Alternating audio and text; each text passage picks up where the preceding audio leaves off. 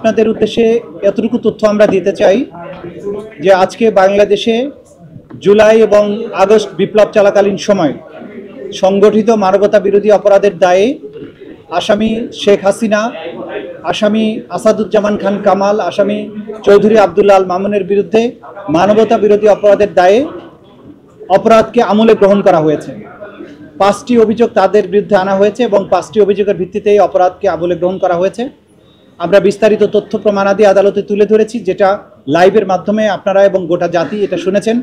আমি সেদিকে যাচ্ছি না, আমি শুধু একটি কথা বলতে চাই যে এই বিচার কোনো প্রতিশোধের জন্য নয়, এটা হচ্ছে ভবিষ্যতের জন্য একটা প্রতিজ্ঞা এবং আগামী প্রজন্মকে নিরাপদ একটি বাংলাদেশ উপহার দেয়া। আমরা বলেছি এই বিচার হবে আবেগ শূন্য, প্রমাণ নির্ভর, তথ্য নির্ভর, নিরপেক্ষ এবং ন্যায় বিচার।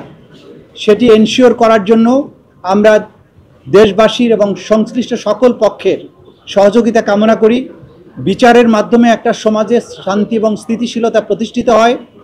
আগামীর বাংলাদেশ যে অন্ধকার অতীত থেকে বেরিয়ে এসেছে এবং বাংলাদেশ যে নতুন করে পুনরুজ্জীবনের স্বপ্ন দেখছে, এই বিচার শেষ হওয়ার মাধ্যমে সেই পুনরুজ্জীবনের স্বপ্ন বাস্তবায়ন হবে বলে আমরা বিশ্বাস করি। আপনাদের সবাইকে ধন্যবাদ। আমি পুরো অভিযোগগুলো আদালতে প্লেস করেছি, এগুলো আমি নতুন করে বলতে চাচ্ছি না, আপনারা দেখে নেবেন। আদেশ হয়েছে 5টা অভিযোগে এই 3 জন আসামির বিরুদ্ধে অভিযোগ আমলে গ্রহণ করা হয়েছে। তাদের বিরুদ্ধে নতুন করে গ্রেপ্তারি পরোয়ানা জারি করা হয়েছে।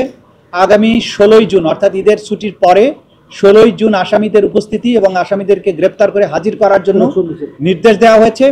ওই দিন যদি আসামিরা উপস্থিত হন তাহলে সেদিন থেকে আনুষ্ঠানিক বিচারের প্রক্রিয়া শুরু হবে। যদি আসামি কেউ অনুপস্থিত থাকেন, আইন অনুযায়ী তাদেরকে অনুপস্থিত ঘোষণা করার একটা ব্যাপার থাকবে, সেটাও সেদিন আদালত যথাযথ আইন প্রক্রিয়া অনুযায়ী সেদিন ঘোষণা করবে। এই লাইভের ইয়েটা কি পরবর্তী বিচারগুলোতে চলতে থাকবে নাকি?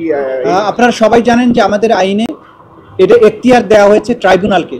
ট্রাইব্যুনালের অনুমতি সাপেক্ষে যখন ট্রাইব্যুনাল মনে করবেন যে এই অংশটুকু সম্প্রচার করতে সাক্ষীর কোনো নিরাপত্তার ঘাটতি হবে না অথবা অন্য কোনোভাবে বিচারিক প্রক্রিয়ার প্রভাব পড়বে না, তখনই তারা অনুমতি দিবেন।